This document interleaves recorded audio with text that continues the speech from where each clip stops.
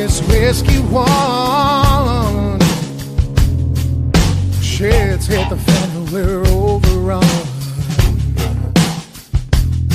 Sending boys in the trucks with the 50 cals. Tell every swinging dick bringing extra rounds. Hang in now, boys, we're on our way. Don't send them on to heaven before we get a taste. Whoa, cry havoc, let's slit the doors of room. What you gonna do? And happy Sunday to you folks. Happy 4th of July weekend and happy birthday 250 to America. I hope, number one, y'all have had an amazing, awesome weekend. It's the Double S Podcast. We're back live here Sunday. Hopefully you have had a fantastic weekend, and hopefully you are still counting with 10 digits. Nothing got blowed off. That is also a hope that I have for you. It has been an awesome weekend. Very low-key for me here. We got a lot of stuff done around the house. We're watching our grand dog, Bugs, who absolutely loses her fur when fireworks go off.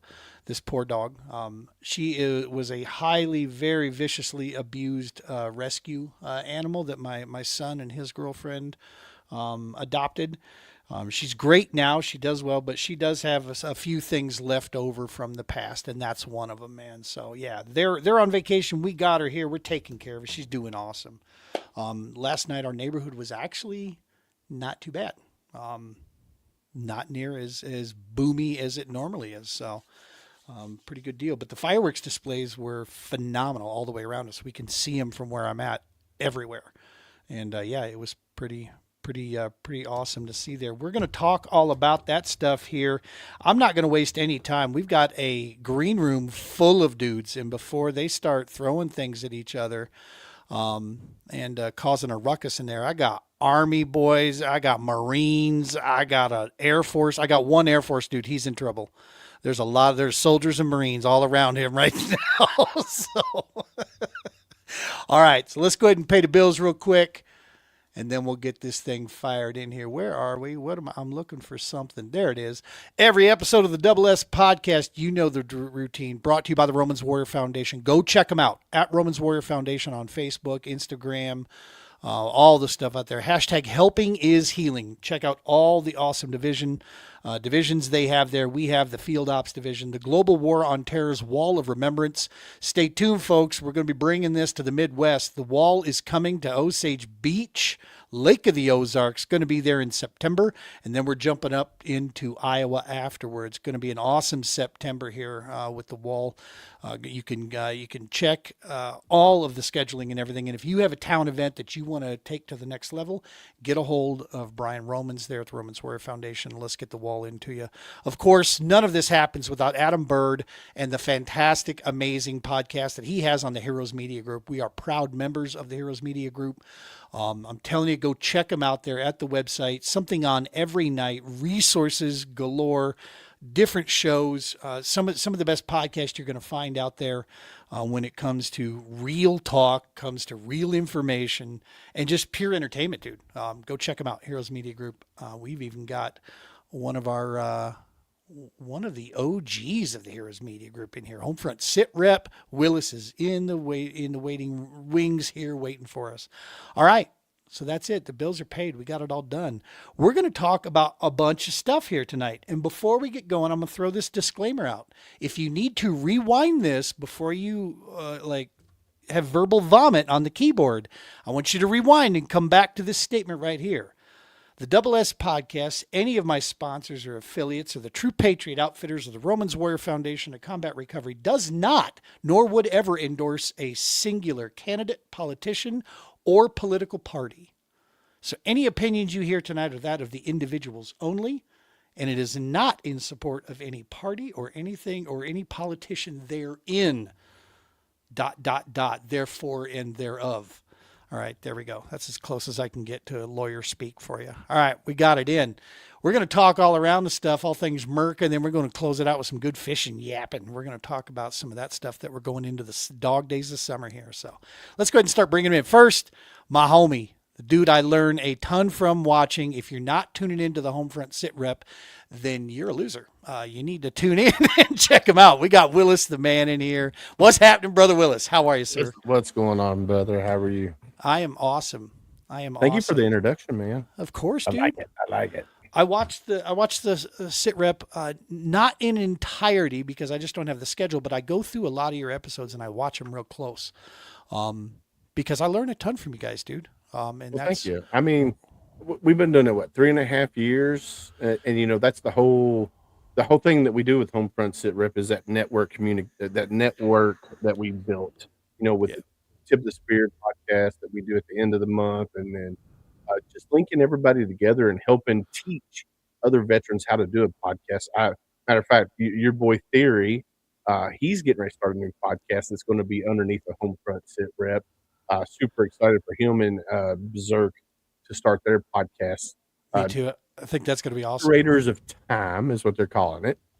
So I can't wait to see the funny skits that they come up with because they're both hilarious. And then, of course, we still got the Unapologetic Veteran podcast as well. That's underneath. I'm trying to get a hold of Andrew with the Battle Talk podcast. Try to get him scheduled to get started back up. Uh, Nice. so it's just, man, it's a lot of things going on, and I can't be more excited to be, in this veteran niche that we are in when we come to podcasting, because Heck yeah. a lot of your big platforms out there, like your Spotify and your all of those that host podcasts, there's not a veteran uh, niche in their platform. So Right. we're competing with all these other other podcasts out there, and I think we're starting to take a stranglehold, and they're starting to recognize. So yeah, I do man, I too. love it. And in anytime I'm reaching out to people, I drop that HMG name, man, and that usually carries the weight, right? Because it's got all of us behind it. It's a big deal Oh yeah, to throw that out there. It's a lot heavier. And for us, I mean, 6 years we've been doing this stuff, but only the last two have we been 100% in the veteran space, right? I mean, we were always there with our nonprofit, but we were fishing first, right? And yeah, then we yeah, talked about, we used that as the gateway to get us through the door, and then go here. When I wanted to make that switch and leave that behind to say that we're going to also talk fishing, but we're going to be in the veteran service. That's what my nonprofit is. That's what we do for a living. That's where we need to yeah. sit, and we need to support that. And so Adam Bird and I, when we had that conversation, that opened it up. And so yeah, man, I learned a ton from you guys Well, to the watch. good thing about that though is there's a whole plethora of nonprofits out there for veterans in the fishing world and the outdoor world in general. So you have a lot of content that can be created. I mean, I know on Homefront Sit Rep we've had several nonprofits on that are, we just had Heroes in the Water, we had Montana Warriors on the Water, we had the Fallen Outdoors, we had What's Up Rat Man. We've had so many nonprofits that are dedicated to helping us as veterans, and like you're not a veteran, but you're a veteran supporter. Yes, sir. Patriot is what we call you. Yes, And sir. there's a lot of nonprofits out there that is dedicated their whole mission to helping our brothers and sisters heal. Whether it's in a kayak on a river, whether it's deep sea fishing. I mean, come on, there's nothing better. Gunny will tell you, mine's being outdoors. I love being outdoor. Gunny's reset is fishing, having a line in the water. That's his reset. He was up in Wisconsin this weekend, 10 and a half Nice. hours.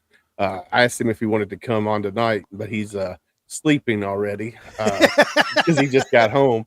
And I was like, come on, we're going to be talking about fishing. He goes, nah, man, I'm already in bed. I was like, all right. Gotcha. Well, let's go ahead and bring the rest of these guys in here that are patiently waiting, or you and I will just take over the show, and these guys will be like, "Screw you guys." Let's get these guys in here. We have TPO team member coming out of Missouri, our brother Jason, United States Marine. Brother Jason, how are you, sir? We're doing good. Hanging in, hanging out, enjoying summer. And we got our brother out of Nebraska here who he doesn't know it yet, but we're going to ask him to join the team because we need a Nebraska dude out there. But we'll wait. We'll wait to ask him till we know he's going to say yes. Then we'll do that. As brother Jaron here. Hey, Jaron, how are you, man? Not too bad. What's going on? Too much, dude. Not too much. We're just doing a little show, dude. Let's go ahead and get in Brick first. All right, let's bring him in. We got Brick in the green room. Mr. Co-host, yeah, Air Force guy. There we go. That's right. The chair force is in the building. Hey, you guys can have Maverick all you want. We got Tuskegee Airmen over here. We make it real. Making it real. All right, now for a first ever, this is my homie, my brother. This man has, he and his best friend have been unbelievable to the True Patriot Outfitters, everybody, my entire family. We're getting him in here. Brother Joe, U.S. Army vet. Joe, welcome to the show, dog. What's going on, gents? He's got a voice for this, too. I mean, he's got a face for radio, but, man, his voice is right there. Nice. I mean, what can I say? It is what it is. And we have, yes, one of our newest supporters out there, and just a dude that he doesn't know yet, but I'm just going to call him my friend because I had a chance to sit down with him and fish with him down in New Mexico. I love me some Mr. Gale Carr. We got him here out of Texas. Oh. Mr. Carr, how are you, brother? Very good, very good. Excellent. Thank you for joining in, man. We'll be talking fishing very soon here for sure. So this is our round table to start here. And what I wanted to do is we're going to go just kind of around the deal here, get some opinions. I'm going to let StreamYard kind of figure itself out because I can hear it chopping the audio up a little bit. So let's give StreamYard a second to catch up. But what we're going to do is we're just going to talk about some stuff in the news. The big one, of course, right out the gates, Merica 250. I got to be honest. I kind of feel like a bum. I didn't do anything extra special for this one. I will say during the day, the VFW in Lafayette was serving lunch open to the public. So we did go there, and I met one of my neighbors who was organizing it from this area here. So I think we got a good new connection there. He's an Air Force vet. But I went to the local VFW. We had a brat and hamburger and such and hung out down there. What was cool about that was that at our mid-50s, my wife and I were like the youngest people there. It was pretty awesome. We were getting a lot of looks like, who are the young guys, who are the young couple here. So we felt pretty good about that. Let's start with you, Willis, and then we'll roll it around. What you were doing, like, the rest of us were like suckers. You were on a ship. Dude, I did it right. So I was on the Carnival Liberty. We were coming back. So we were on our 2-day sea cruise back. And so top off the morning, get up, do breakfast thing. 10 a.m. they had the military appreciation video that they put together. And I will tell you, I did not know Carnival, the current CEO, she's not a veteran, but her dad was a veteran. Her brothers are veterans. Got some nephews and nieces that are currently serving. So Carnival is really, really more veteran friendly than they used to be. Like now you can, when you go through Carnival, you can actually put on there that you are a veteran if you want to self-identify as a veteran. There are things that they do for veterans while you're on a ship. They have the Heroes Bar on the ship as well, which is new. Within the last couple of years, they've added that, the Heroes Bar. They hire a lot of veterans for Carnival. So needless to say, they did a bang up job. Now, the boat we were on didn't have fireworks, but there were other boats that were leaving that same day for 4th of July. They got to meet up and do a big fireworks show out in the middle of the Gulf, which was super cool. Unfortunately, I didn't get to experience the fireworks on the ship, but meeting the other veterans. I mean, there was 5 or 6 Marines that were on board. There was a ton of Army guys. There were a bunch of Navy guys, a couple Coasties, one Space Force that wouldn't stand up and say he was Space Force. There was a bunch of National Guard people as well. Carnival did a bang up job, man. Let me tell you, it was phenomenal. Dude, that is good to hear. It's good to hear that companies are stepping forward that maybe struggled in the past or whatever. I mean, I always say as the token civvy in the room, I'm the one that call them out. When I see these people like, we support a military, here's a 5% discount. I want to straight throat punch them.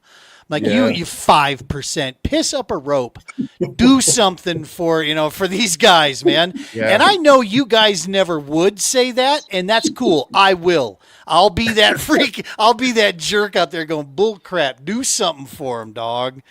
Step up. But so you want to hear something funny about that, right? So Burger King used to be really, really veteran friendly. Like, your military or your active duty, your police officers, fire, EMS, they would all get 50% off, if not free. Wow. Well, for veterans, it used to be 50% off. Then it went to 25%. Then it went down to 10%, and now I think it's 5%. That's what they give for veteran discount if you ask for it. Yeah. Meanwhile, the Whopper's $12. Right. Like, whatever. Hey, real quick shout out. We got Craig from Colorado Fishing here tuning in. Craig was with us at our last PBKS event. That was awesome having there. Everybody that's tuning in, thank you so very much. Appreciate you guys tuning in here.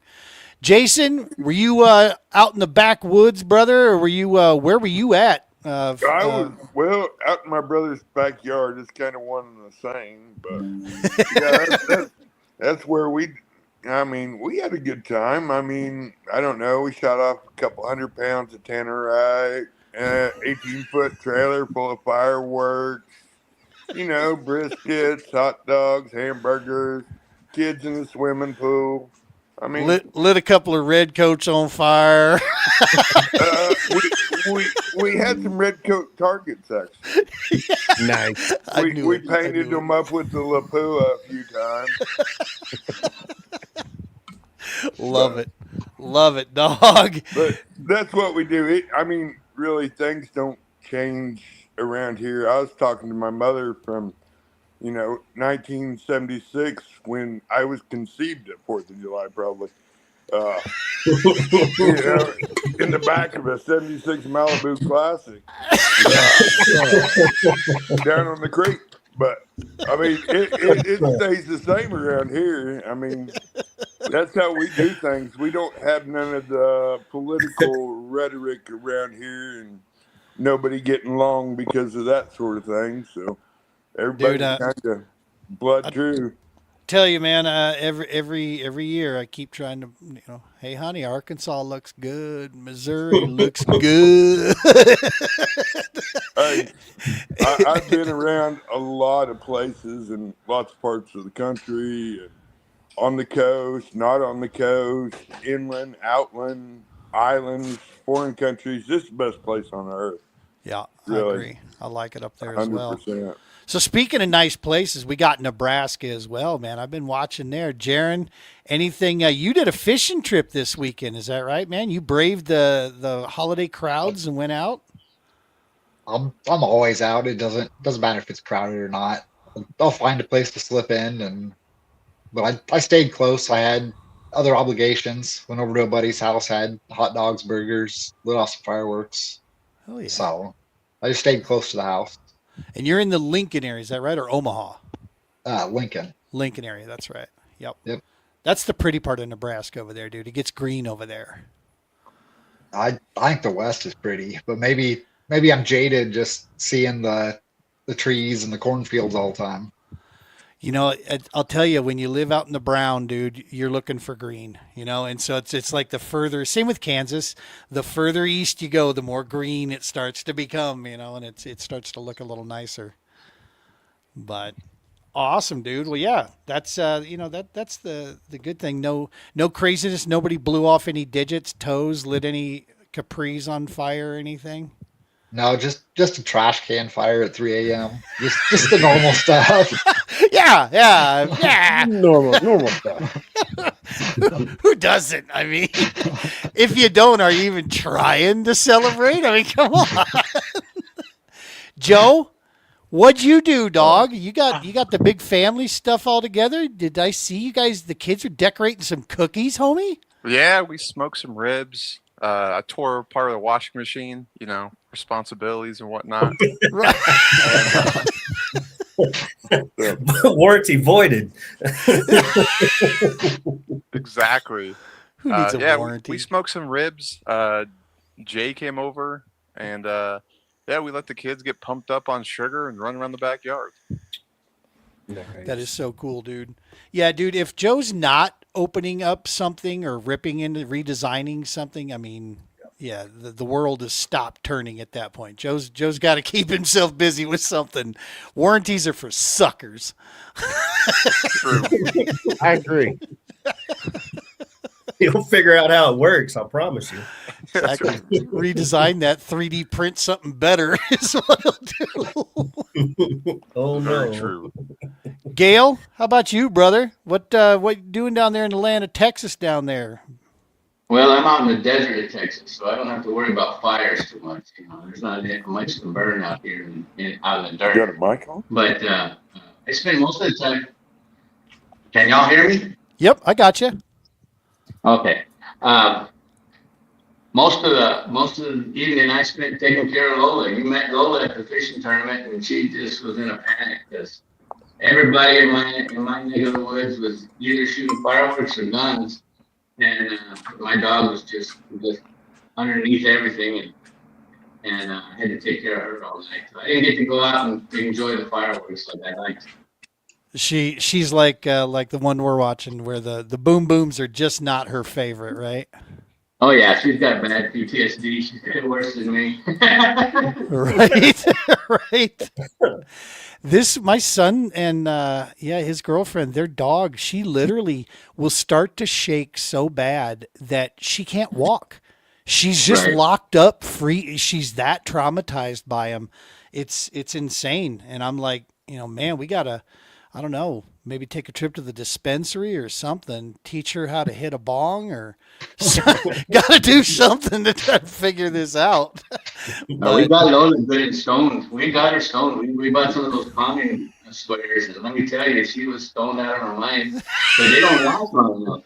She fell asleep. She was laying there with her tongue lagging out of her mouth and everything. And then when it really got bad, when it got, well, I don't know, about 11 o'clock at night, when the fireworks really were going at it, she came out of her stone, and then it was a wreck. So I just didn't get the dosage right. It didn't last long. Then she's frightened and hungover. Yeah, that's Right. not cool. That's not cool. Speaking of hungover, Brother Brick, how are you, buddy? I'm pretty good. What about you? What I don't see the piano or the fireplace anymore. So in the background. Right. I had to take a trip over to Gunnison. I got some work I got to get done this week over here in the St. Louis Valley. We're doing some fish stuff, so I had to make the trip. So you get to see my father-in-law's office. I stole it for the situation. Nice. Making you look important, dude. I mean, yeah, it makes me look bad. I got all kinds of gadgets in here, Joe. I need you to figure it out. I don't know. He was a geologist. He found dinosaur bones. I got dinosaur bones around me. Let me tell you what. I'm ready. That's a Tuesday morning for Ginger, dude. Dinosaur bones, other bones. He's got that's a Tuesday morning. I was just saying that's a Tuesday morning for you, having bones and carcasses around. Yeah, my shepherd was acting up. I had it muted. Oh, gotcha. Yeah. All right. So 250, awesome deal. saw, if you stay long enough on social media, you'll find garbage, right? And so what I've tried to do is remove that out of my daily. I just try not to mess with it. I did have a couple friends, and I'm going to admit something here. I had a couple friends that tried to poo-poo, that have a really bad outlook about, there was a statement one about, the last 12 years, blah, blah, blah, haven't been great. And I see people flipping the flag upside down and putting that as a profile picture and things of this. And I'll be honest with you, for about 5 minutes, it got underneath my skin, right? And I'm like, it was getting to me, and I'm like, do I say something? I mean, they're my friends, right? And then about 5 minutes by, it kind of passed me, and I still say this is me leaning on my faith a little bit more.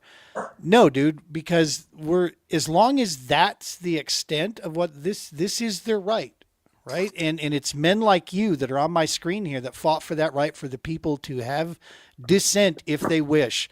I'll be honest with you, I just felt bad for them because their political or ideological thought pattern or hatred of a certain person, they missed a chance to have a historic moment in time to celebrate because they were upset. And I honestly pity that, man. I feel bad for them. I hope they find some peace and can put that stuff to the side and stop missing these amazing opportunities that come around, like America's 250th birthday, dog. I mean, you're not going to see another one that iconic, right? I mean, most of us will all be 6 foot under by the time 300 rolls around. So Speak for yourself.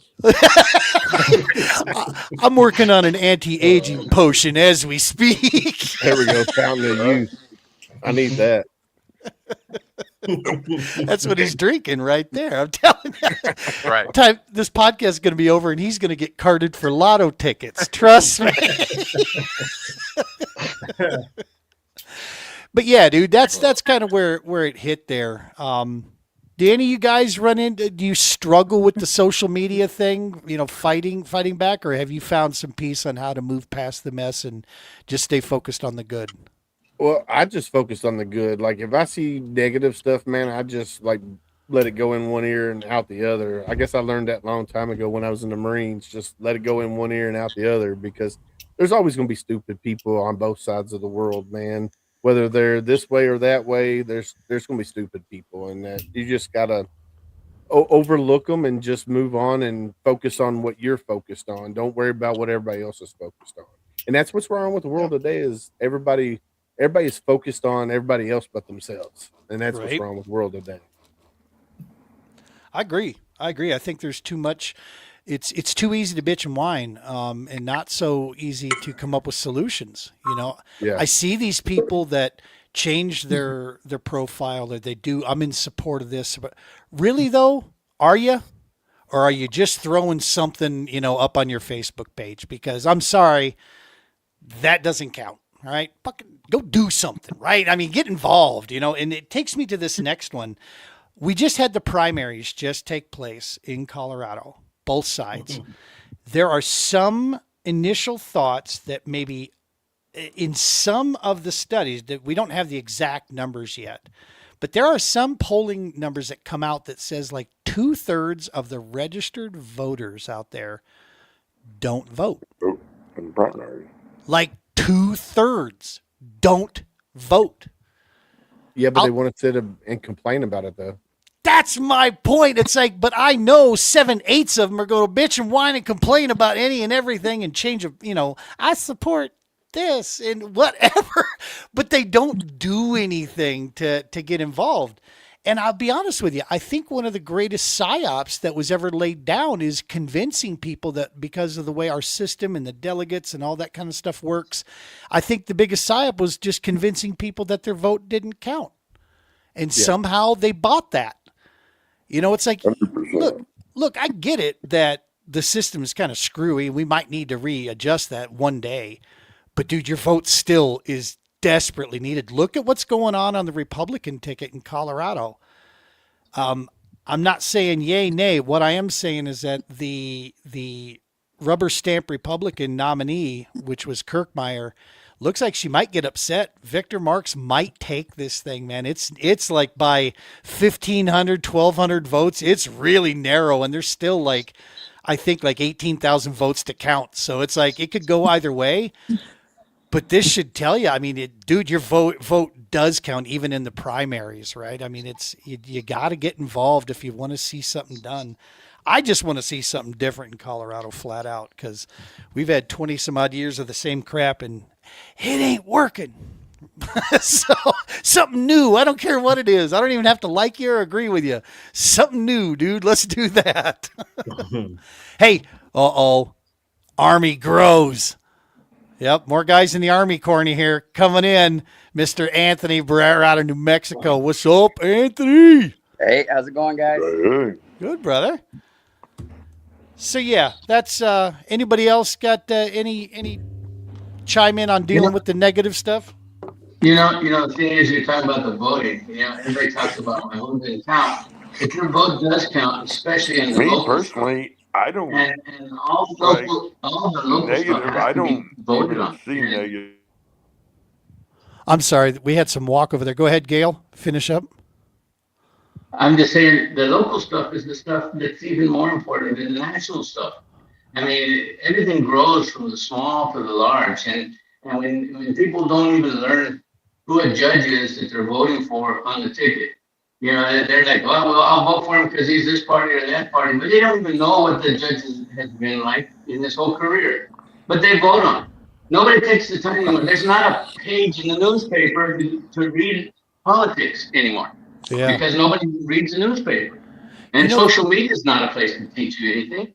God, no.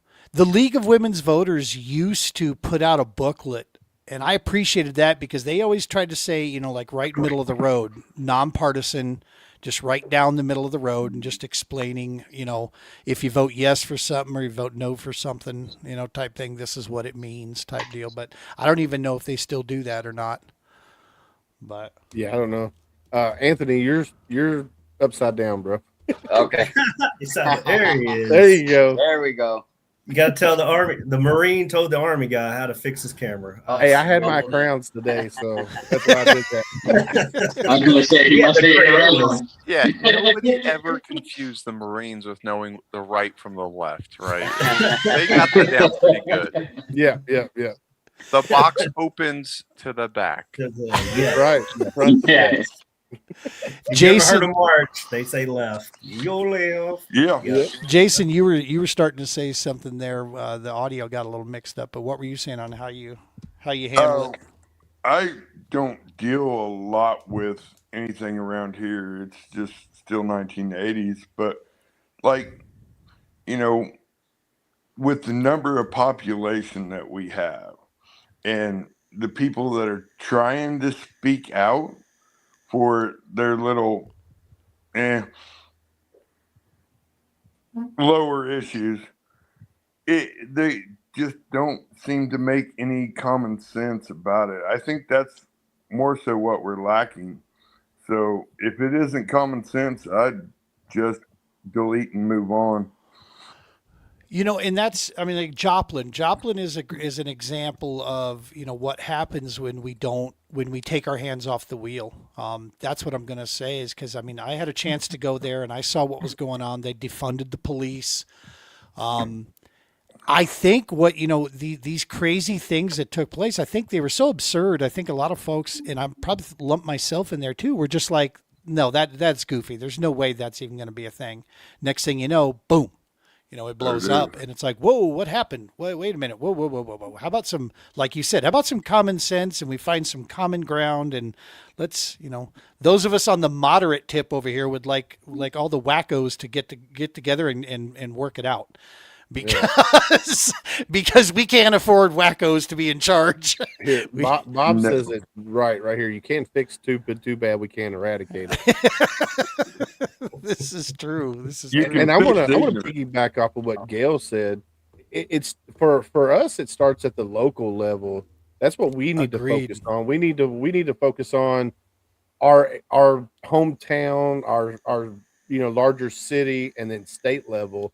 Once we get that figured out, then we can work on federal stuff. I mean, Agreed.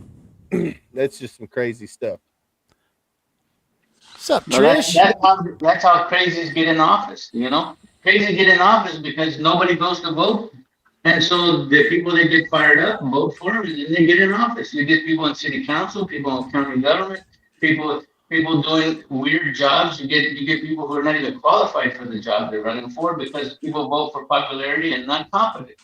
You mean like a bartender becoming a congressman? Kinda, yeah. I mean, who would do that? Shots fired. Shots fired. Well, it just goes to show you that maybe the discontent is so bad nowadays.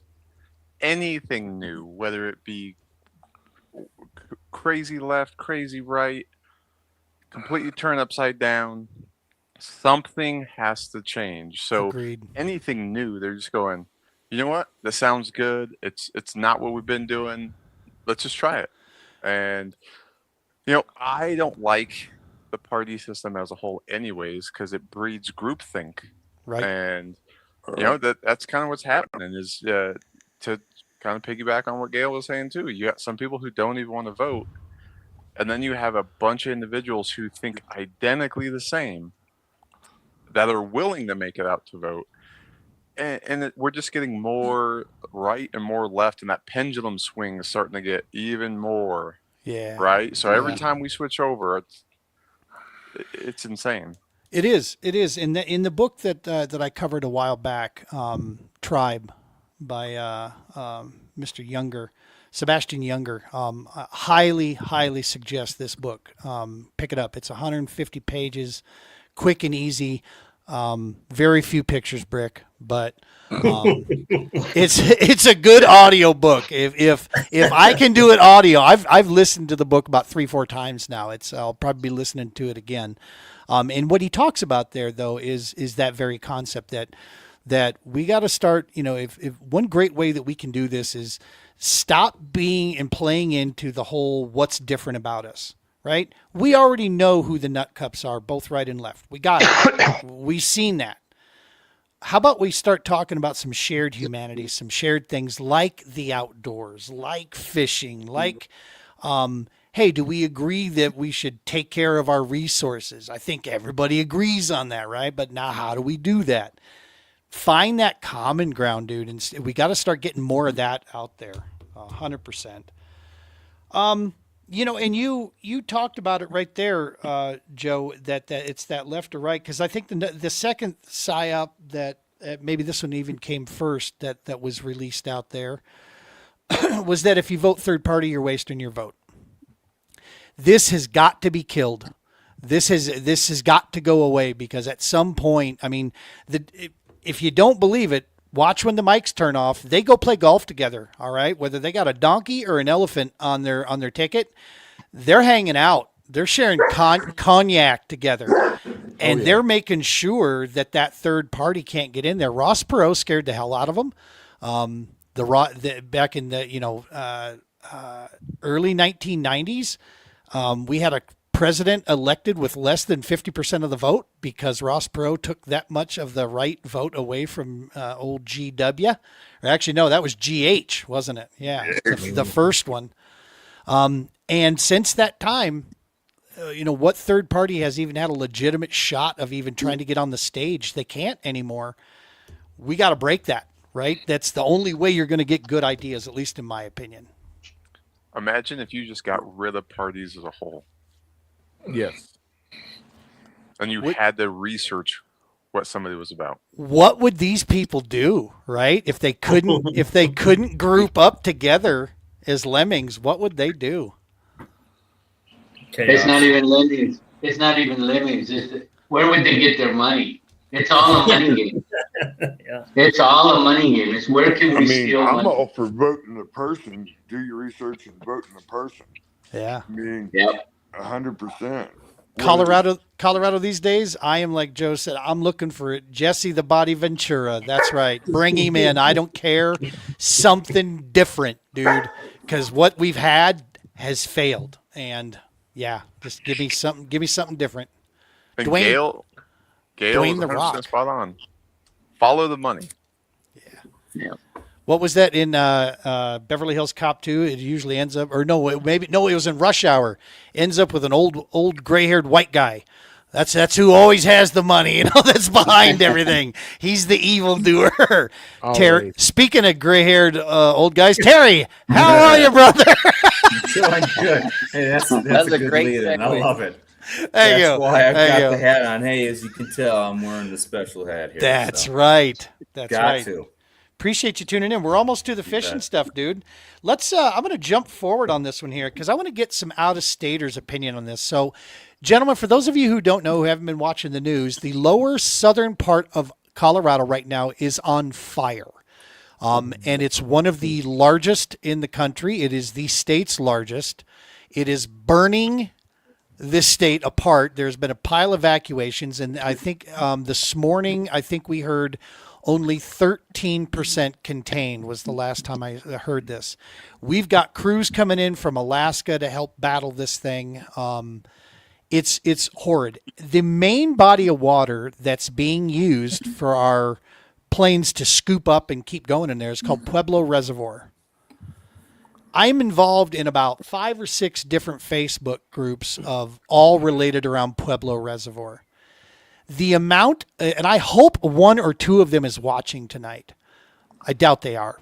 But if they are, the toadstools, the lower than belly button lint idiots who feel it is their right to be on the water, when we've got planes and first responders trying to refuel water to fight this fire, why has CPW not shut that reservoir down so that crews can utilize it safely? Instead, they got to look out for, white rimmed sunglasses and Nickelback blasting down in a wake boat because they feel it's their right to celebrate.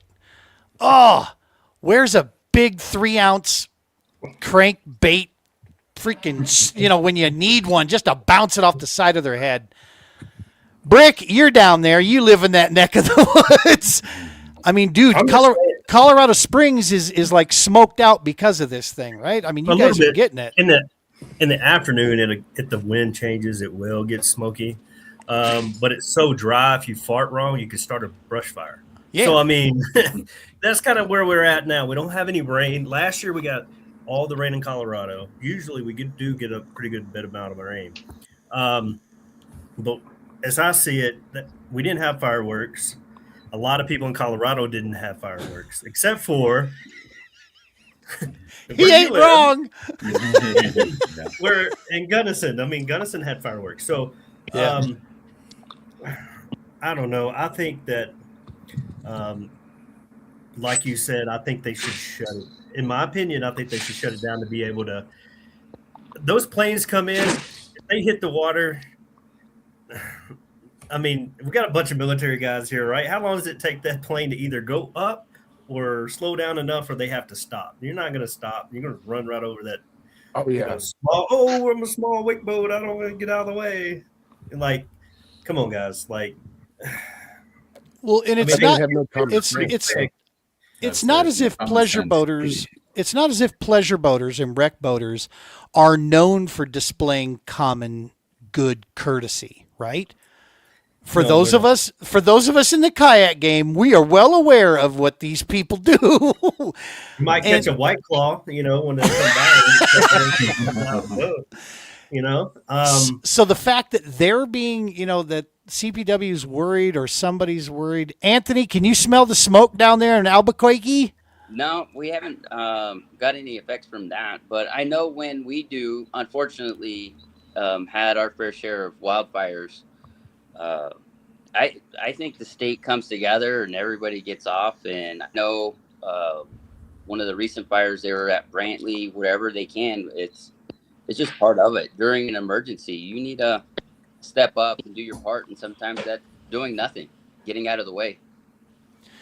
Dude, and I'll tell you right now, that is the community that I experience every time I go down there and fish with these guys down there. It's the people, dude. Now look, I'm gonna shoot it straight. There's some tore up roads down there. All right, some of y'all's roads leave a lot to be desired for. I finally found a state with some more busted ass roads in Colorado. It's Go New to Mexico. Louisiana. Go to Louisiana. That's true. No, you're right. Little Rock can kiss my booty too. I'm never drive through that shite hole again. But Mississippi's got some bad roads too. right? Yeah, they do. I think But- we all have our fair share of bad roads. But the community good. down there in New Mexico, Conscious man, was bad, bro. Conscious was bad. it was rough.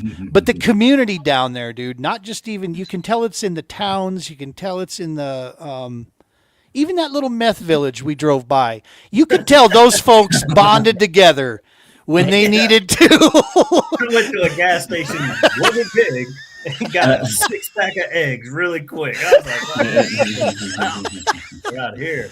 But Yeah. no, and all jokes aside, it is more of a community down there. And I think out here we do have a lot of people that are more interested in maybe their own freedom than, I shouldn't be restricted from this. Don't tell me what to do type thing. And it's like, come on, dude, be smart. Stay the hell out of the way of these guys.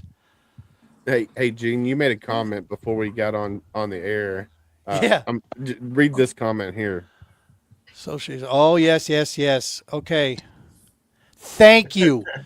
I'm gonna say it. Colorado has now, I think it's for a Senate seat. She won her primary, and she is a proclaimed Democratic socialist. Yep. So I used AI for the powers of good this past week and started doing a little research.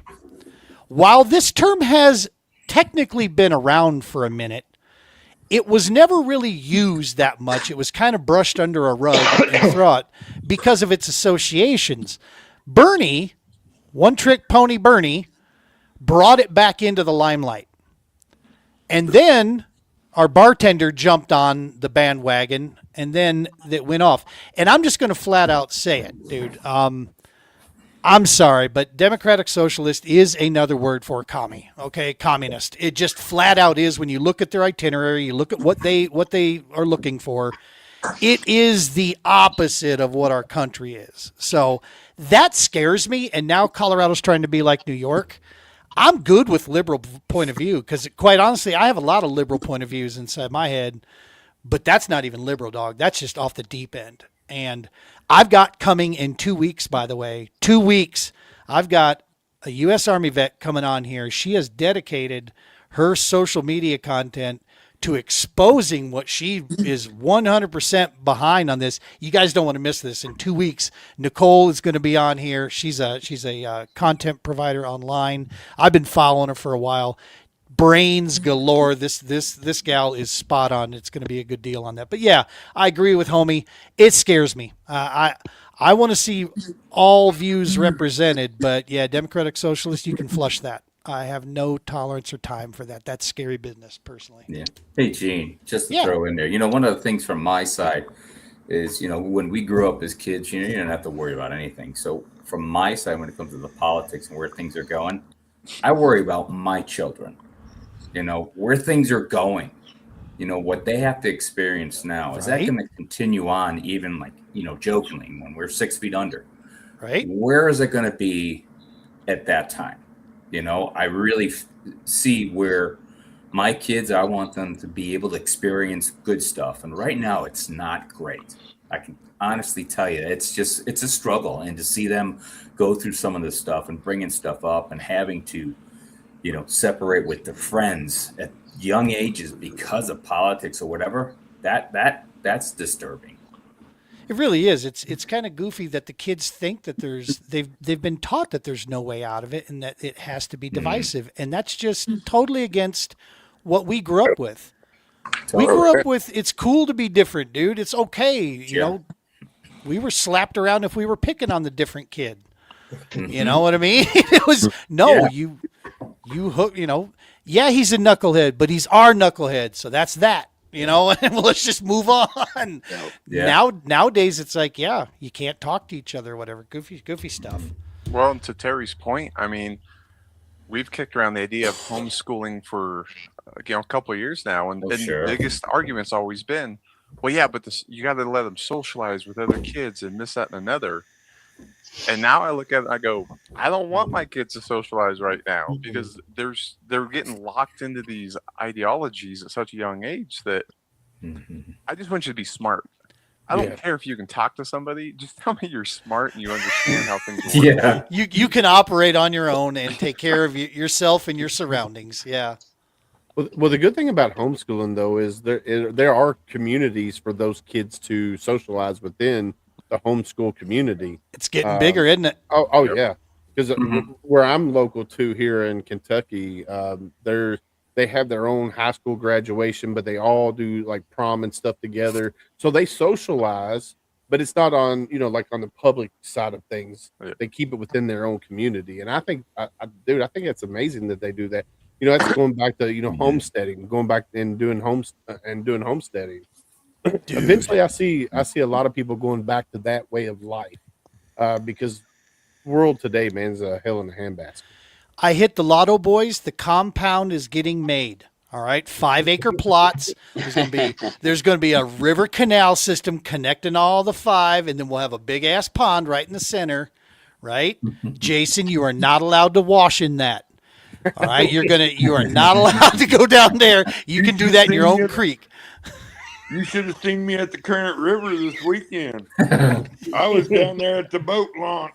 Had my ivory soap. Just a going at it. I love you, dog. Why not? That's what it's for. That's right. Yeah. Heck yeah. Same water everywhere. Guys, I associate our immigration problem we got with all these people coming in. All these people that are coming in, leaving countries because they don't want to make their place better. And they come here. I'm not talking about the bad ones. I'm talking about the ones who are people we want here, Yeah. But the problem is the vacuum they leave when they leave their areas, those places get worse because they don't stay and fight for what's better. And I want to associate the whole homeschool thing the same way because how many people actually go to school board meetings? How many people actually go and sit in the classroom with their kids? I mean, all homeschool parents, they care about the kids, and they're the ones who would be active. But when they pull the kids out, they no longer participate in that school district. And the school district fails a little more because they don't have the support of more responsible adults. And there's the problem. We need more people. And I hate to say this, but I'm skewed on this because I'm a president of a school board. I actually work my butt off to get things done right for the kids. But the ones that are always the problem are the ones whose parents don't participate. Yeah. The ones whose parents don't care. They expect the school to teach them morals. That's not the school's job. The school's job is to teach math and reading. But no, they want us to teach values. They want them to teach all this other stuff. And it's like, no, we don't need to be doing that. And fortunately, I'm part of a very small school district. So we still spank kids. We still watch the teachers and don't let them get carried away and tell the kids crazy things. But the problem is all these big school districts, they don't have parents that go in there because the parents just think it's babysitting. Well, most of the populace, though, they want the school district to teach that as long as it falls in line with their belief.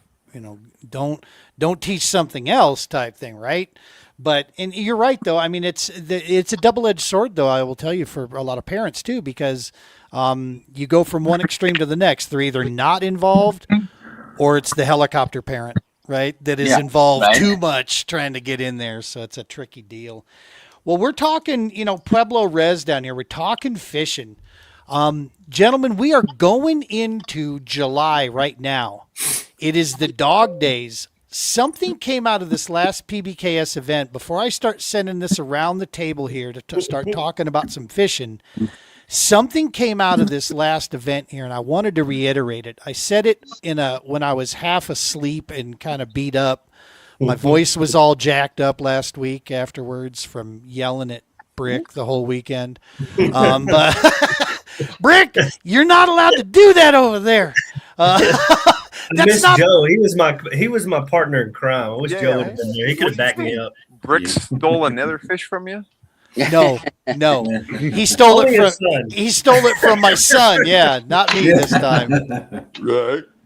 The love No. goes around, guys. The love goes around. That's right. Yeah. But a couple things came out of it. I wanted to say this and Terry, thank you, brother, so much for being there. That was an awesome deal. I enjoyed it. I went into that weekend, that Thursday, a little grumble butted, right? Because I had in my head an idea of what I thought support should look like from the groups, and it wasn't there. And so here I was, a little bit, I was going into it riding dirty already out the gates. And thankfully, I rode with a couple guys that didn't let me think that. And I got to tell you, like I said last week, I couldn't have been more wrong if I tried, because what had happened and who showed up couldn't have been any more perfect if we would have tried. It was the perfect number, the perfect matrix group of people together. And it unfolded in one of the most memorable outings that we've had, dude.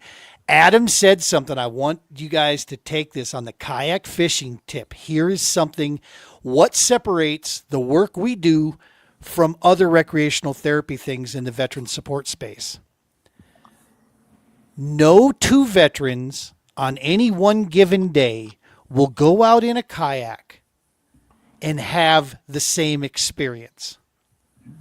Each time you go out in a kayak fishing, it is its own unique experience for that person that's going.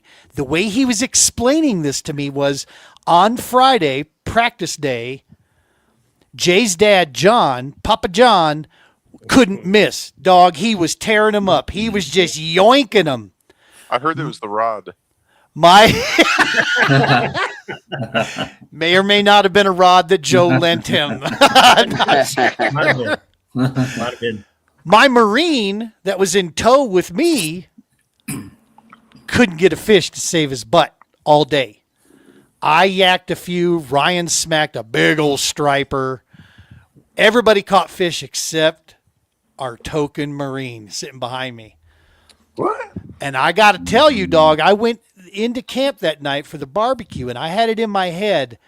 He was sweating. I took it on myself, man. It's like, okay, this is BS. I got to get this dude on fish one way or another.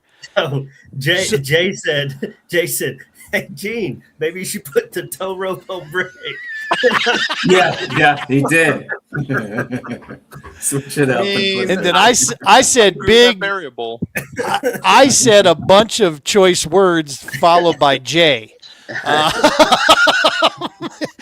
And then I put a few more after Jay. After this way, you kiss my son of a dirty girl. That was great. It was fun. Oh man, it was fun. I mean, So- look, I guess there was a story where Gene, your boy, was reeling in a monster, and you tried to sabotage him as well. So, like, You heard that, Joe, huh? yeah, what you got going on, man? Hang on, Now everybody knows That's all why I perfect. catch up all my fish. It's all That's on what video. I got the video. Let's just be clear about this, all right? So leading up to this event, my motor, when you hit the button, will sometimes not respond to the remote, and it just takes off. I have run into docks. I ran into the dock there at Navajo. Ran into the stupid docks down there at Navajo because my stupid motor didn't want to stop. I have nearly fallen out of the kayak because it started, I start it going to the right at 80% power, and then I can't get it to stop, and it just keeps going. So now I'm like trying to hold out for 8 seconds on a bucking horse. And that may or may not have happened when I was trying to net my son's big ass striper. My kayak took right off after him. So literally the kid, like football days, came back. As he's reeling in this striper, he sees me coming at him. I'm like, I can't stop. He stiff arms my kayak motor, Duka, and knocks me out of the way. It was awesome. Yep. And then I netted the fish for him. It would have only been better if I would have bumped the fish off his bait with the net. That would have been like, the capital to it. But yeah, no. So this deal here, he says this, and then we start listening to them tell the stories, because then tournament day shows up and it flips. Roach gets on fish. He's catching fish. First ever freshwater, first ever bass. The pictures, this Marine's shoulders came up on day 2. You can see him. I mean, he was so juiced, so jacked for nailing those fish. And Papa John didn't catch a damn fish. Yeah, but Gene, you got to remember the locals in the area. They were they were going crazy for him. All you can hear is, Yep. Oh, yeah. But, dude, yeah, that is true. There was a little boat of some locals over there when Adam first hooked them in. And I was using live scope. I was doing everything I could. I'm like, okay, Adam, right back here, brother. Throw. I got movement over here. Throw in here. Try this on your retrieve. And bang, we got him on a couple fish. Good enough to secure that plaque that Brick whooped up. So to have the guy we took with, and like he said, he goes, that was 2 total different trips from Friday to Saturday for me and 2 total different experiences. He goes, and I am so thankful for both of them, dude. And I'm like, oh my gosh, I never even thought of that. The kayak actually, it's not just about the fish. It's not just about, this or that. It's all the details leading up to it build a completely different day each time you take them out. Joe got suckered in, man. His first time out, we put him on fish galore, and next thing you know, he's dropped like $6,000 on fishing gear and kayaks and all kinds of shit now. Rod. I'll throw it in and be shopping on my phone, and there we go. He fishes with corks, guys. He fishes with a cork. Right. It works. What were you saying, Terry? I was going to say, even though like the days from the not catching anything to catching something, the evenings when we connected, like I say, I'm not a vet, but I've had family that have and stuff like that. And I'm always want to be able to help in any way, and seeing that camaraderie and the true person come out and just enjoy. It doesn't matter. Like you say, it's not really about the fishing. You said that, Gene. It's about connecting, being able to get out, connect, learn how to kayak fish, learn some of the techniques, and then talking it over at nighttime. And that was like just a life changer for me, because this is the first time I've ever been out to one of these. That's and so I cool. can tell you, it's better than even doing. Sorry, Anthony. It's better than even some of the tournaments that we do. But I do love going down. Now I have to take one step back. The New Mexico guys and their tournaments are phenomenal. It's community down there. It's community. It's community. It's exactly it. It's a big community and everybody's welcome. It feels like the same way with this tournament. Just felt welcome from the beginning. So Terry, you missed out. You missed out, Terry, because when we were down there with Anthony, we had Uncle Billy. Yep. We had Uncle Billy. Oh my gosh. Who's Uncle Billy? I missed this one. Gorillas coming out of the ceilings as UFOs. Let me tell you. Uncle Billy is the veteran generation of why most of these guys here can't go to the Philippines, why you can't go to Thailand. It was Uncle Billy's generation that did that. Probably Gail's generation, too. I think so. That was some We ain't saying nothing. Oh my God. I haven't laughed that hard in at least 10 years. And when Uncle Billy came out, he was like, yeah. And Jay got it started. Jay was like, hey, tell me about the UFO. Yeah. It's like, oh, you want to know about UFOs? But, I got you. That goes back to what Terry's saying about these events. Hey, if I'm we get missing out on together in the conversation, I evenings. can't hear half of everybody. We got you, Jason. What you're saying, Anthony? These events that you're putting on, that's what it's about, is just like Terry's saying, getting together in the evenings, talking, sharing stories. I've heard everybody tell their war stories, and then helping each other out. We're competing, but we're not. Yeah. We're out there having a good time, and you help me remember why I got into fishing and what it was all about. Yeah. And it's changed my outlook this whole year. Love it, dude. Look forward to these events, and they've been great. Yeah, man. Well, we're excited about October 10th. We're coming to New Mexico. We started the year in New Mexico. We're going to end the season in New Mexico. Ute Reservoir. We're loading up, dude. I'm going to go ahead and spill the beans right here. Yak Attack. Ian, love you, dog. Thank you so much. The Yak Attack is throwing up a Black Pack Pro that we're going to give away at the Ute Ute Res. Yes, for our final event, they're throwing that up there. So that's going to be a raffle prize. We got, of course, Kistler rod and reel. We're going to give that away down there. It's going to be good, dude. We should have a lot of loot that we're going to be handing out at this one, for sure. And we'll have to maybe big do one a there with Untamed Sportsman too. Oh yeah, Gail, a big shout out. dude. We handed out at this last event Untamed Sportsman. We took that stuff you gave me, Gail. I divvied it into 3 events. I put it in 3 bags, and I still was like, my God, that is a lot of soft plastics in here. And Brick, you actually won the stuff, didn't you? You won the one Untamed bag. Well, that's Gail right there, the owner of Untamed Sportsman. Thanks, Gail. I got to go to Texas to try out some of them, but there's some things in there. There's some things in there that I can still use here. But I'm from the South, so I knew what you were making. I was like, oh, I know what this is for. And then I was like, well, how can I make this work at Pueblo? I was like, cut half of it off. The fish are not as big, but some of the things that you did have in there that was really good. I really liked it. Yeah. Willis, have you ever been on a kayak fishing, dog? No, I have not. Mission accepted. Oh, yeah. Right. Willis, Right. you got to get baptized, son. What state are you in? I'm in Kentucky. Hot damn. Oh, my God. So there is Heroes on the Water chapter that just opened here in Shepherdsville, Kentucky. So I'm going to get with the president of the chapter here and possibly go out there. But I am going ice fishing this February up in Wisconsin with Chris.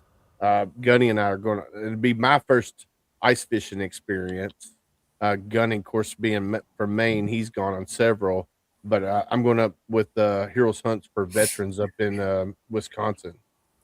Kudos to you, dog. Ice fishing ain't my game. It's kind of hard on the kayak. If we could It's get kind of hard to do on a kayak. If we could get him to the Eco 250, it would be so awesome. Anthony, I see something that we should kayaks on the ice. Go ahead, break, some bitch. I don't care now. I ain't getting wet. I'm sitting in my kayak. We just have to drill tiny holes that fit through our scuppers, right? That's what the pistol's for. So Right. Yeah. See, now I would ice fish like that. Now you're talking.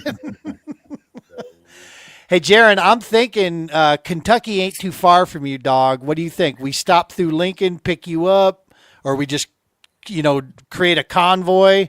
I actually listened to that song the other day. Convoy. That was a great tune. And I think we need to take this circus to Kentucky, is what I'm thinking. Hey, there's plenty of places to go. Let me tell you. Oh, Lord, yeah. How close are you to Kentucky Lake by chance? So Kentucky Lake is probably 2 hours away, but so I'm closer to Nolin Lake, Taylorsville Lake. What other lakes are close by? Quite a few lakes that are close by. How far of a cast can I grab Gail and Anthony also to meet us up here, and then we just start creating this convoy chain going through Nebraska? Wait a minute, we got to send one down to pick Ginger up as well through Missouri. Right. And we're on our way. There you go. All in. I'll meet you there. Let's do it. I'm all about it. You better have a camera Kentucky crew Lake with is- this one. Hey, so Chris Kentucky has Lake a is blast awesome. with kayaks behind the side-by-sides on the ice. Heck yeah. Towing us along. Yes. Dude, I'm down. I've got an ice suit, so I'll wear that in my kayak and away we go. Hey, let's do it. Good stuff.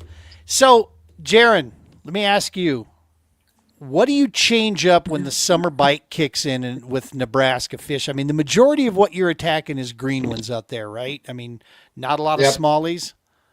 Nope. I just fish deeper.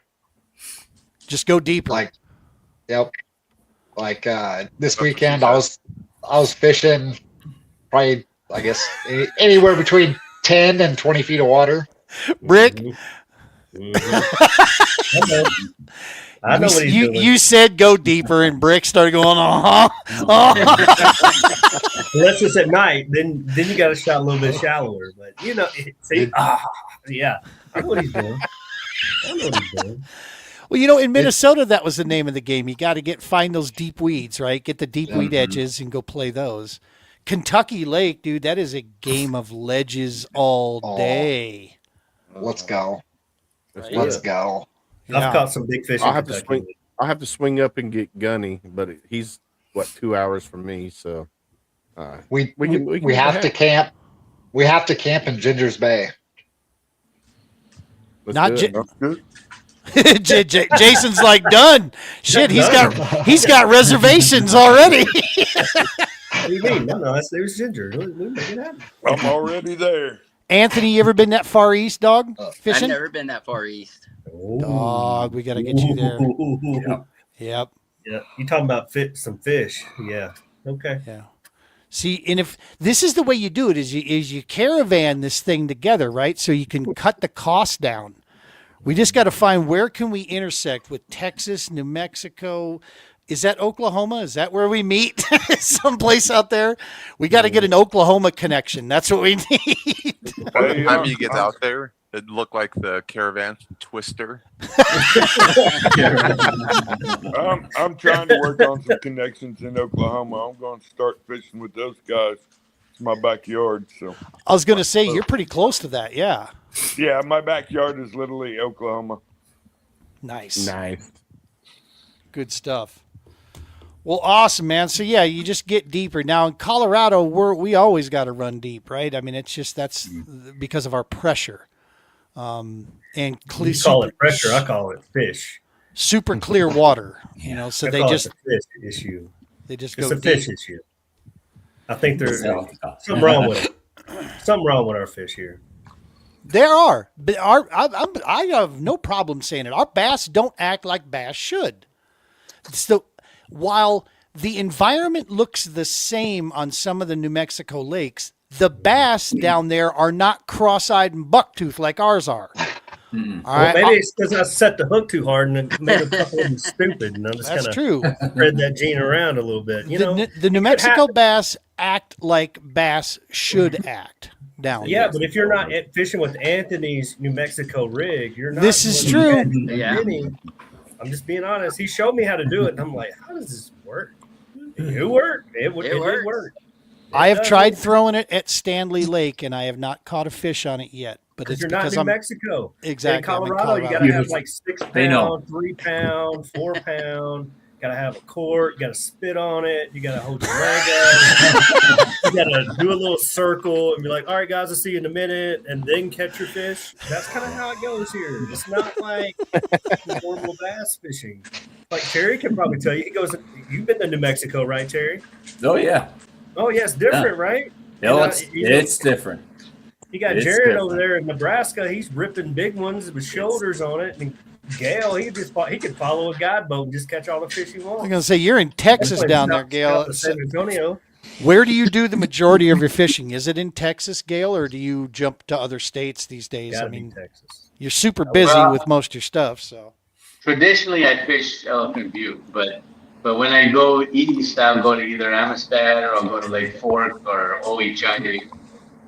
Right now, Oichai is pretty hot. Everybody's catching big fish over there, so that's why we're making so many big baits now. But don't count out the 6-inch bait. The 6-inch bait will catch the small fish, and it'll catch big fish. There's nothing wrong with it. Gail, listen. All right, you go to Amistad, you catch a fish like this. That's like an average fish for Amistad.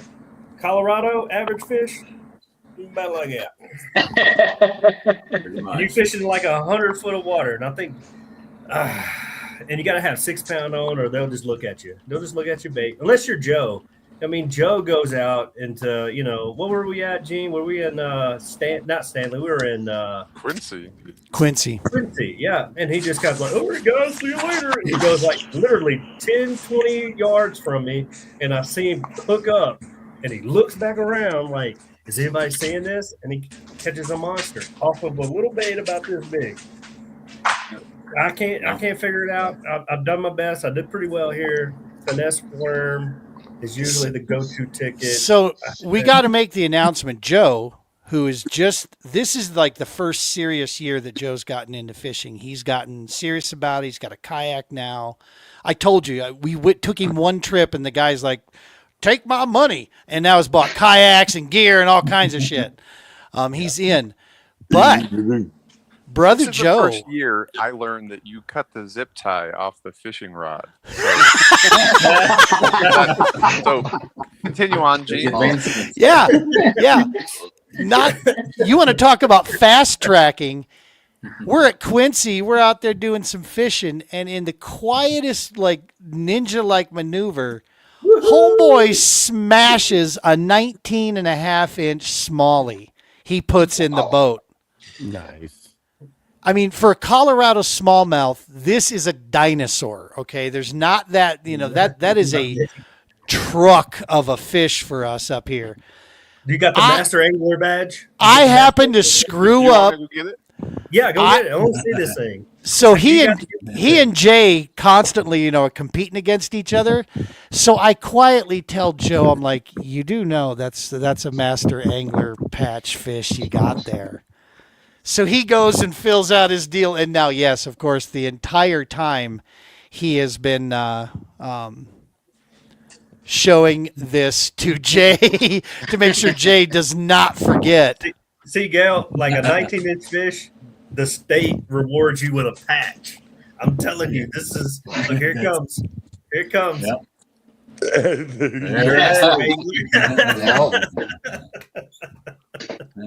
The man is certified now. Certified. In Texas, it doesn't. They don't recognize it in Texas until it's 8 pounds, and it's not really recognized until 10 pounds. If it's not 26, you ain't hitting on the board. I promise you. Yeah. All right, and so the other day, I'm talking to Jason Lovell, our current angler of the year, right? He's a Team TPO and he's CKB angler of the year. Dude's a stick, right? Jason will catch fish out of your bathtub. Okay, make no mistake. But I'm like, hey man, we're trying to set up. There's an odd day we actually have to go fishing with him. He's going to be available on like the 18th, 19th, something like that. So we're setting up to go fishing. And I'm like, dude, I'm wide open. You want to go to Aurora? You want to go Quincy, Stanley? Well, he starts like, well, let's do Quincy because I don't feel like waiting until 7 a.m. at Stanley and catching 12-inch fish. The next day, I'm taking his neighbor, who's a Marine vet, and his son. I'm taking them to Stanley. And here Jay's just, Lovell's just trashing on Stanley left and right. After the end of this day, the kid smacks a 16. Dad hits a 15 and a half. I go on a tear, smack a 17, and then I decided to put a 19 and a quarter in the boat. But I had to send this picture to Lovell. That this was my 15 and a quarter that we had here. And I made sure to send that over to Lovell going, here's your 12-inch fish. But yeah, so now that with my 19 and a quarter, which I've hit another 19 out of Stanley before. That was my PB before. But with this one, because Joe has a patch, and now Jay, we're putting pressure on Jay. I'm getting a patch sent over to me, so we'll be patch bros. And then putting some heat. We got to put some heat on these guys, to get a patch. So you want to be cool. Program. Yeah. I'm gonna put it on my jersey right here, like Joe said, patch or it didn't happen. He was upset about that, by the way, Joe. He was like, freaking Joe just went out there and got it. He's got a master angler patch now. I got to get one. Now, mind you, before this, right, it's a couple nibbles here or there. Nothing's been biting all morning. Throw out one of the 6-inch worms, right? A little wacky rig. Throw the rod in the holder. I need some yak attack stuff for the yak. Scrolling through the phone, make my purchase. I'm looking at Jay. Jay's just in, just burning that line up. Jay, you catch anything? No. Okay. Put the phone away, make my purchase, grab my rod. Oh, let's pull this 15-inch ring. Just dead sticking a wacky rig. And that's Joe's way of fishing. He never even knows half the fish he has on the damn line. That's right. It Well, works. I mean, If it with works, Gene, yeah. I'm so empathetic of the poor guy because he looks at his life scope and he goes, "I see that bass," and he throws it in there and he's like, "Why won't you take my bait?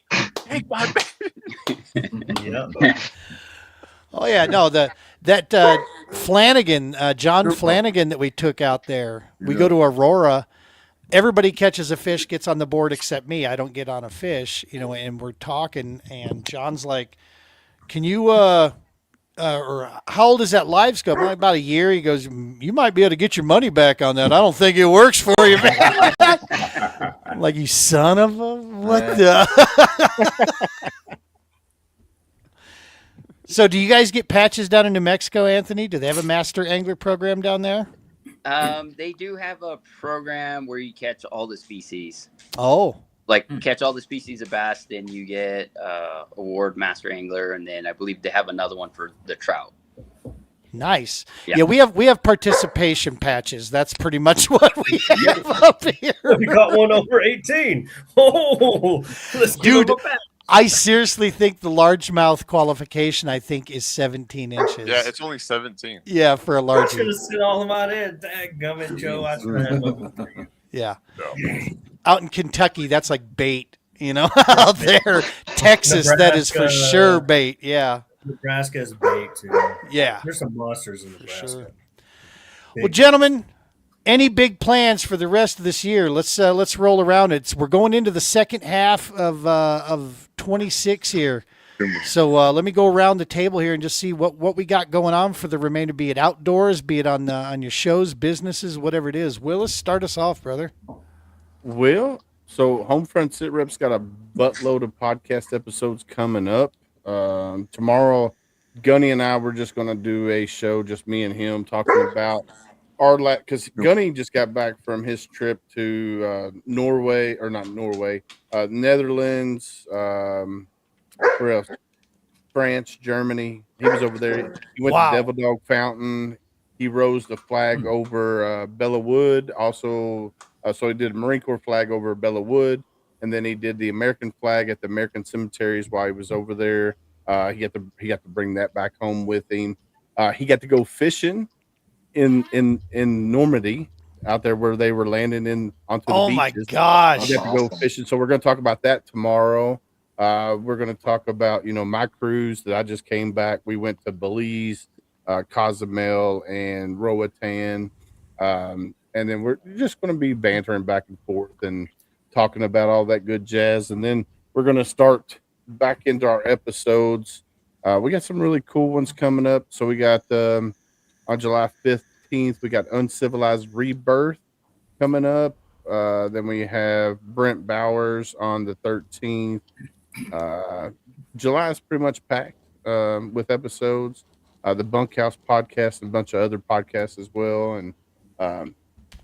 And we get to go to Wisconsin in February to go ice fishing. So I'm super excited about that. Then we're also going to New Jersey to go shark and tuna fishing in Good June. Lord. In June. So super excited about that. That's going to be fun. And then, of course, we do our annual New Year's trip to the Gulf to do some red fishing. Hopefully we can get some... So this is how the other side lives. Okay, just so you guys know. 100%. Damn, Willis. Willis, let me tell you, Gail knows I'm close. about where I'm about to tell you. If you want to catch some really good freshwater redfish, go on down to San Antonio, just south of it. That's where I got introduced to kayak fishing. Yeah. And those kayak dudes, they rip them. I'm talking So about. we go on a charter out in the ocean. We go about 15 miles out, and this year we fought the dolphins. This year the dolphins got more fish than we did. In Texas. Yeah. The dolphins got more fish than we. Now we still caught our limit. Don't get me wrong. We still cut our limit, but fighting those dolphins, man, they were assholes. Yes. We bring them off the bottom, and as soon as we get them about maybe you could see color, dolphins snap. Yep. And dude, Smash these dolphins were such an asshole. They followed us 5 miles to our next spot. Hey, It's like, fishing mother- boat, gotta go. Oh yeah, they were following The us. ultimate hole buzzard. Oh yeah, man, I'm gonna have to bring up the pictures, but man, we had a blast. I can't wait for that. Emerald Sea Charters is who we use. We've used them for the last 3 years when we were down there. Not a private yacht, apparently. No, Okay. No.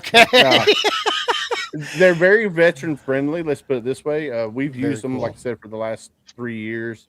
Because it's my wife and my family, and then our friends, and then we go down to New Year's at Gulf Shores every year, and we've been fishing for the last 3 years. Man, I've had a blast every time that I went out. So cool, man. Yeah, well, that's all. Other than that, that's me. And that's tomorrow night's though. You guys going to be talking some about that? Is that right? Yeah. Well, cool. Yes, Gunny and I will be talking about it tomorrow. Cool.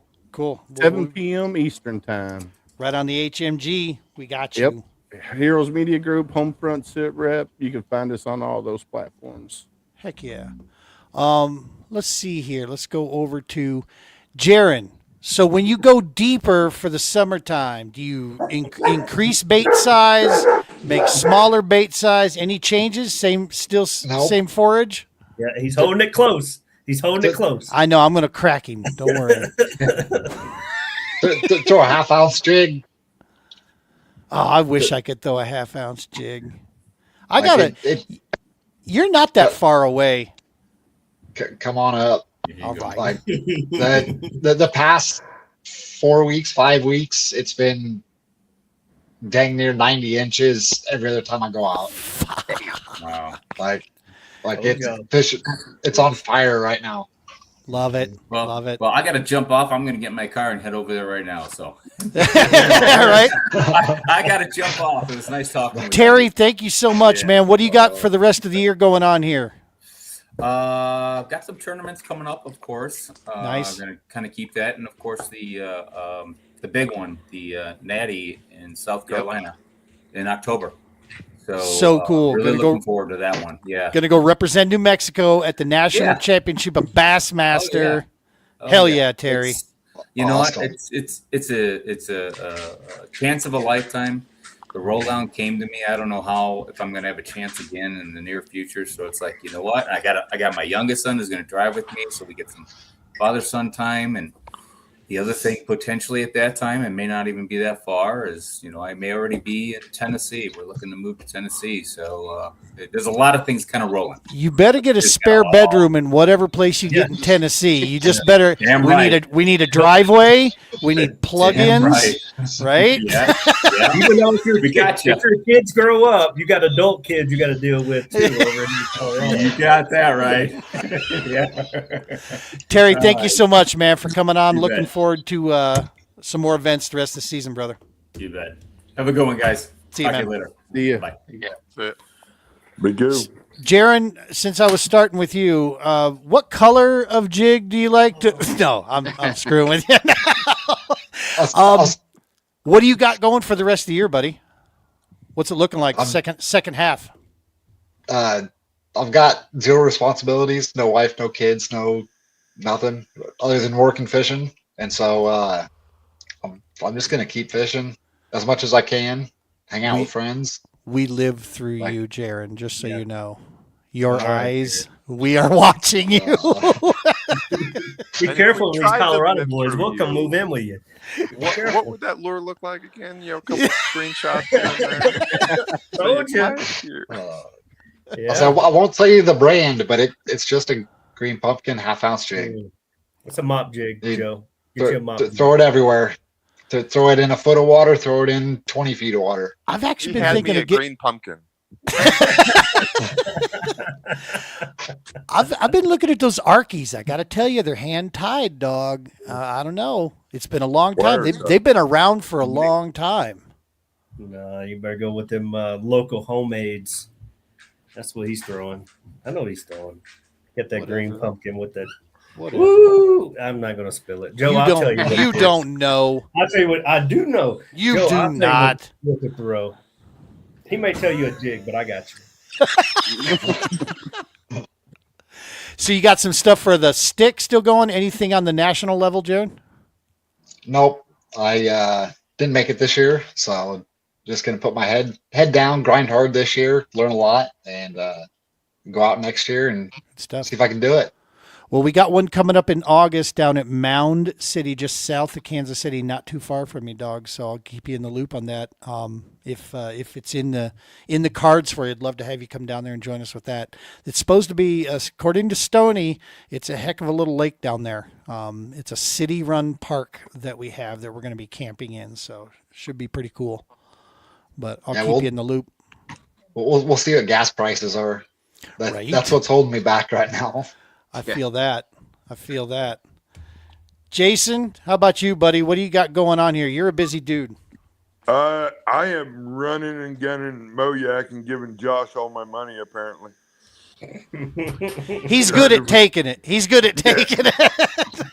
Apparently. But I did get a call today. A buddy of mine, I know from dog training with the bite dogs, all this. And he runs some veterans organizations here locally. And he said, hey, a buddy of mine called me. He goes, do you have a passport? I'm like, what do I need a passport for? He goes, you're going to Canada with me for 10 days, all included. He's got everything. Bro. Oh, yeah. When is that? Oh, I don't want to tell you. I don't want to tell you. Is it in August? I leave the 27th of August. Understood, dude. That is once in a lifetime. PBKS is going to be around. Don't you sweat it. We'll come to you. This is a chance at a lifetime trip, dog. Like, I'm still in awe. Like, he says, we're going to go up there. I'm going to get a car. We're going to take it up there. My buddy in Wisconsin, we're going to cross the border. We're going to take a 2-day drive to up where we're going. We're going to stay at the lodge for 10 days when we're coming back. Smuggle some maple syrup back. Maple syrup, huh? Yeah. I can probably do that. Right? Well, that's like freshly squeezed up there, dog. Right? Hopefully I can kind of shimmy off and get into a bear or two too while I'm up there. Jesus. Try not a little less on the shimmy, okay? Just stick to the fish for the love of God. Kind of barely talking about there, Jason. Well, it's not like I know where I'm at. It's like drop you off in the middle of nowhere, Rambo. Like, yeah, I do that. I'm good. Yeah, you're gonna have a rhythm wrap around your head. In? Dude, that's exciting. Walgreens, I think they still do passport pictures and such too. Yeah, I gotta go to the post office tomorrow, get that stuff running and gunning. So get her locked up. That is so cool, brother. That is going to be. Can't wait to see the pictures. That's going to be the hardest part. Is just make sure to get a bunch of pictures. It is so hard for me, even doing all my Moyak stuff and all this, to even try to get pictures because I am so intent on fish and catching fish. And when I get the fish brain, there ain't nothing else but fishing. Yep. I'm actually considering getting some of them El Cheapo video sunglasses with the polarized lenses that will just sit there and take pictures for me, and I can, I'm too cheap to buy the Metas. All right, those damn things are Willis, how many pair of Metas do you own? None. Oh, come on, you're how the other side lives. None. Yeah, no, dude, those things are too expensive, but that is kind of a cool idea.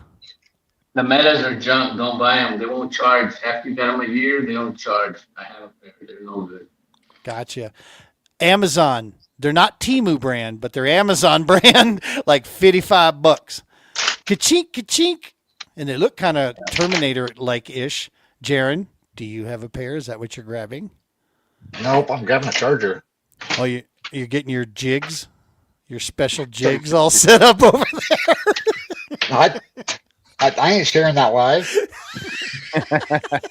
You want to sit around a campfire? I'll pass it around. But right. There ain't no secrets in bass fishing. That's right. On the Double S, we share everything, Jared. Anthony, what do you got going, brother, for the second half of the season? Taking a little small break, but you guys got the night tournament coming up. Yep. Our night tournament is our next event. We decided to do the youth state championship that weekend as well. So that's going to be fun. I wish I could come down just to watch that. That would be Yeah. super cool watching those guys Yeah. go after it. I'm excited for the night tournament. I think that's going to be a fun event. We've never had one of those. And then let's see. Then in August we have our team tournament at Ute.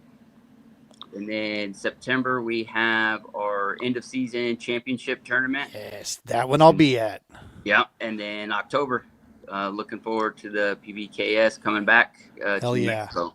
And The championship September is Conscious and Ute. it's a 2-day tournament, and we're gonna start out, I believe, at Ute, and then we're gonna end in Conscious.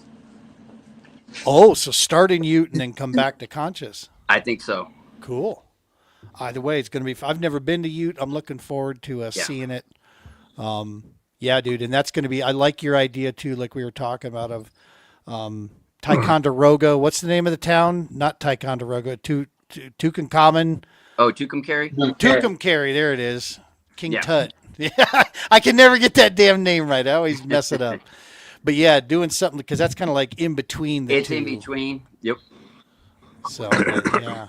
Swimmy, That- Swami, Samsonite. I was way off. Exactly.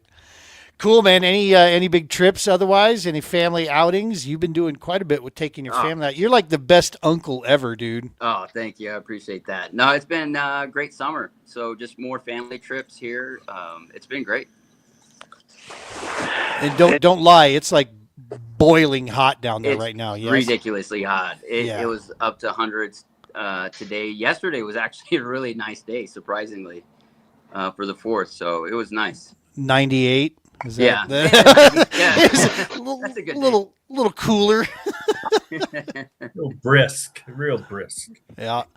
Gail, how about you, brother? You are always on the move, always staying busy down there. You're a man of many talents. What do you got sitting for the second half of the season here?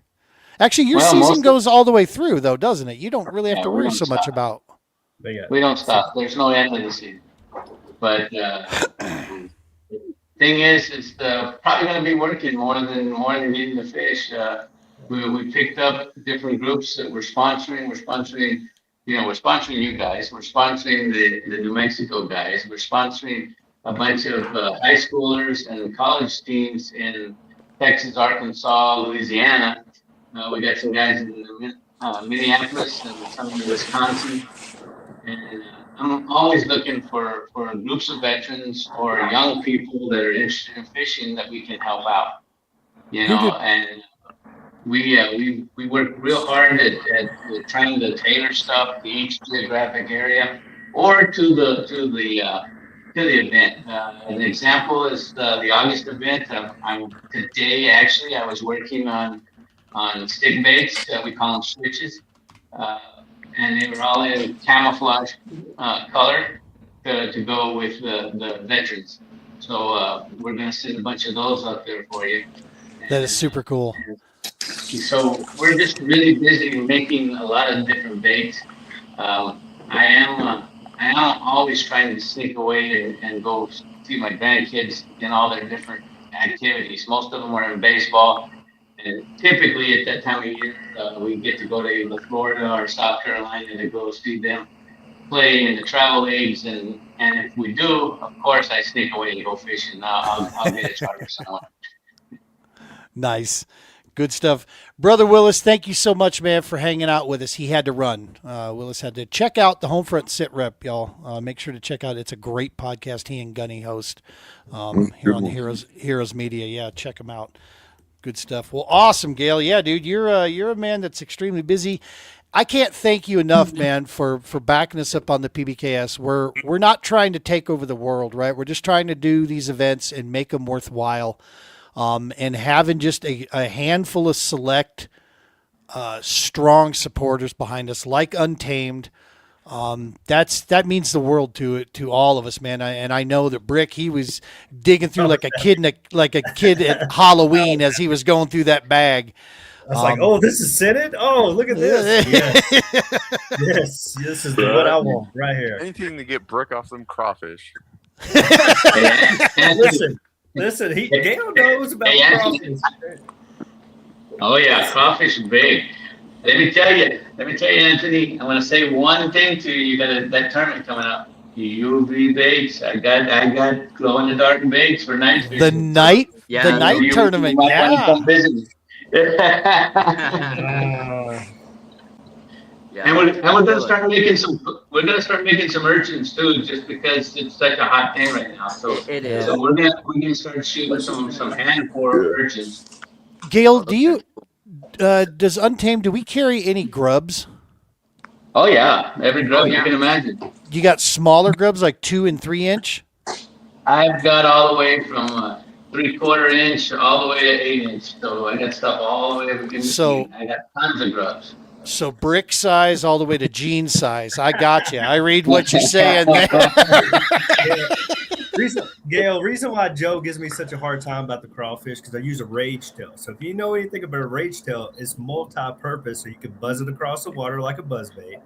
You can drop it in just like a jig or a Texas rig. You can fish it multiple ways. So I'm excited to see how I'm going to use some of the stuff that I have that you got that I won. I'm going to try it out. So when I do catch it, I'm going to continue some pictures.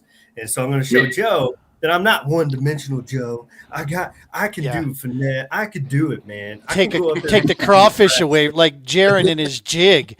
Take the jig away from Jaron, and he's just a normal guy then. The first tournament I fished in the West was in Nebraska, and I won. So, Brooks like, you know this crawfish? I was like, never seen it before. I'm not talking to you. Hey, I Jaron need knows. jig lessons That thing's myself. killer. That's my least producing bait. Oh my goodness! I'll show you how to fish it. Don't worry, I got you, Jason. It's not I'll get the up there. using of the crawfish. It's the subtle, gentle wrist flick that No, Brooks it's got the nailed disturbing down. things that Brick does to the crawfish before he gets to the lake that I'm not willing to do. That's why. that show up on those Don't give crawfish. Hey, if I got to fish against Jaron in Nebraska in the future, don't give him my tricks, guys. Come on. Awesome. Well, gentlemen, what we got going here, we've got a field up tomorrow. Joe is gracious, and Jay, they're going to come out and volunteer with me. We got a family of 4. Yeah, that's you. Did you forget? Yeah. So I gotta go load the yak up. Exactly. We got a family of 4 we're taking out. Husband's the vet, and then his wife and 2 kids. We're going to be taking them over to Stanley. I'll send Lovell a few more pictures of me measuring my fish like that, so he can measure my 12-inch fish. We got that going, and then Tuesday we got a HOW event, Denver Therapeutic. We're Heroes on the Water. We got that going Tuesday, and then Wednesday, boys, this is the big one. Brick, you jerk, go and get a job. Brick was supposed to be coming with me on this. I was taking one retired Air Force and meeting him up with an active duty Air Force guy out in California. I am making the 19-hour run to Clear Lake, California. Brick got a new job. He's got to be all adulty and responsible and shit. I mean, the U.S. Fish and Wildlife Service needs some help, so I was out here. I was excited. That's very, very rare. It is awesome, dude. I'm very happy for. Clear Lake. I wanted to not drive this alone, but so I'm totally selfishly upset with it. But no, we're gonna try to click off 10 hours on day 1, and then I'll finish out the final 8.5 to 9 on day 2. But I'm going to meet an old buddy, active duty Air Force Tech Sergeant MP out there in the Clear Lake area. Mr. Lucas Snyder. Going to go connect up with him, and we're going to spend a couple days out there. Not for nothing, I'm like giddy as a schoolgirl because this is like Clear Lake is literally part of the Mount Rushmore of bass, big bass factories. Yep. So to get probably this will be my only opportunity ever to go out there and fish this thing. So really excited, dude. It's going to be amazing. If it turns out that I hit a double-digit bass, we just might have to do a Tier 3 event out there next year. We would just have to do some fundraising and take a pile of vets out to Clear Lake. That'd be awesome stuff. But yeah, man, we'll see. So yeah, we got that stuff, and then of course PBKS in Kansas, PBKS Ute, and some stuff with CKB, New Mexico bass. We're going to be on that. We're going to be busy. Field ops events keep coming through. through our Westminster connection over there. So we'll just keep those going. And, of course, then a few podcasts in between. That's about it. Gentlemen, we've been going for an hour 45. You guys talk a lot. That's all I'm saying. No. Gentlemen, I can't thank you enough. I appreciate you sitting in, and we chopped up some less than fishing topics, and then we talking some fishing here. We almost figured out, what Jaron uses out there in Nebraska. We'll keep working on him, and we'll just keep having him on the show until he spills the beans. Gail, thank you so much. Out. Right. I am, because it's only like 6-7 hours, dude. That's leave in the morning. I'm there by lunchtime. We'll be eating bologna sandwiches and going fishing. I can see it. Awesome stuff. Gentlemen, thank you all so very much. Appreciate you. Love you guys. Looking forward to the rest of the season with all of you. And the TPO and I, we are here anytime. If you guys need anything we can do to help you on the Double S, we got you back. All right, what do we got there? Awesome. Folks, you know the name of the game here. You know our routine. Make sure you smash a like, subscribes, all that good stuff. We don't really care about the followers, but it does help us get the message out to more people. So definitely, now next weekend, I'm telling you right now, there won't be a show, okay? I'm going to be on the road driving back from California. If I do a show, it might be from a hotel. And then I give no guarantees as to what the hotel's going to look like or what the background's going to look like. Okay, I'm going to be in Nevada, in the very north. Last time we did a show trying to out of the hotel caught on fire. So we don't talk about that, Brick. All right. What happened? All right, folks. Appreciate y'all. Make sure to check out Heroes Media Group, Homefront Sit Rep, Untamed Sportsman. Check them all out. Thank you, guys. Tight lines. Be safe. Take care of each other. And God bless.